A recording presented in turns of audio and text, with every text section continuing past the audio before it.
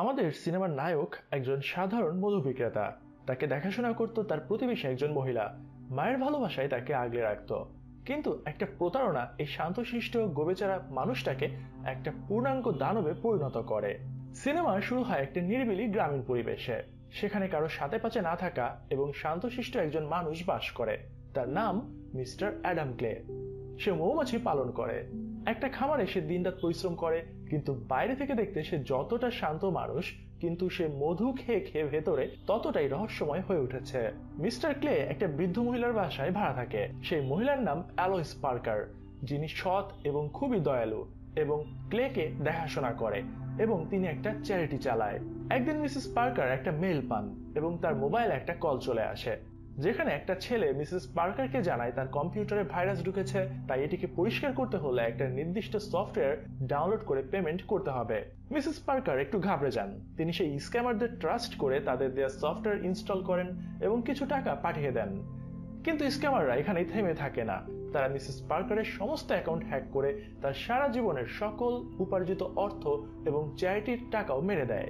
এরকম প্রতারণা, হতাশা আর চ্যারিটির টাকা হারানোর অপরাধ বোধ থেকে তার কাছে মনে হয় এই বেঁচে থাকাটা একদম অর্থহীন। এদিকে ক্লে মিসেস পার্কারের বাসায় মধু দিতে এসে দেখে মিসেস পার্কারের ডেড বডি পড়ে রয়েছে। সে পুলিশের হাতে ধরা পড়ে। পুলিশ মনে করে ক্লে মিসেস পার্কারকে হত্যা করেছে, কিন্তু তদন্তে বেরিয়ে আসে মিসেস পার্কার সুইসাইড করেছিল, তাই ক্লে ছাড়া পেয়ে যায়।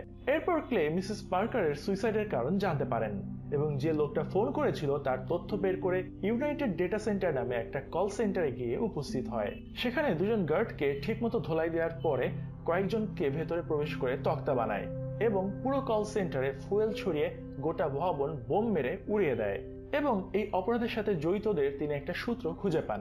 ক্লের তদন্ত তাকে পৌঁছে দেয় এক প্রভাবশালী রাজনৈতিক পরিবারের কাছে, যার নাম ডেরেক ড্যানফোর্ড ও তার মা অ্যালিস ড্যানফোর্ড। তিনি প্রাক্তন সিআইএ ডিরেক্টর।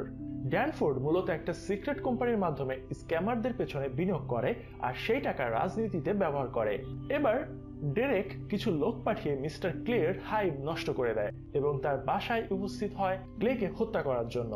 কিন্তু ক্লে সবাইকে নিষ্ঠুর কায়দায় পটলডাঙ্গা পাঠিয়ে দেয় এবং তাদের নেতাকে গাড়িতে বেঁধে পানিতে ফেলে দেয়। এবার ক্লে মূল অপরাধীর সাথে ফোনে কথা বলে এবং তার নাম ঠিকানা জানতে চায়, কিন্তু সেই অপরাধী বাচ্চাদের মতো ক্লেকে হুমকি দিয়ে ফোন কেটে দেয়। সেদিন রাতে একটা রিফুয়েলিং স্টেশনে আবারও ক্লের উপরে হামলা হয়, কিন্তু হামলাকারী সত্যিই বুঝতে পারেনি ক্লে কি পরিমাণ সাংঘাতিক একটা লোক। ক্লে তাকে ভর্তা বানিয়ে গোটা স্টেশনটাই উড়িয়ে দেয়। একদিকে এফবিআই একের পর এক ঘটনা তদন্ত করে যোগসূত্র মেলাতে চেষ্টা করে, অন্যদিকে অপরাধীরাও ক্লেকে ঠেকাতে বিভিন্ন প্ল্যান তৈরি করতে থাকে।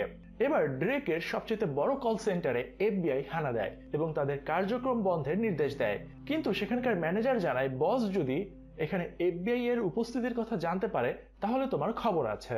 কিন্তু সেই এফবিআই এজেন্ট সেই বসকে কল দিতে বাধ্য করলে সেই বস জানায়, তুই যার নির্দেশে এখানে এসেছিস সে আমার হয়ে কাজ করে, সুতরাং তুই এখান থেকে ফোট। এরপর তারা চলে যায় এবং সেই কল সেন্টারের কর্মীদের ভেতর ক্লেকে দাঁড়িয়ে থাকতে দেখা যায়, যে একটু আগেই নিচে দাঁড়িয়ে থাকা সেনাদের কেলানি দিয়ে ভেতরে ঢুকে পড়েছে।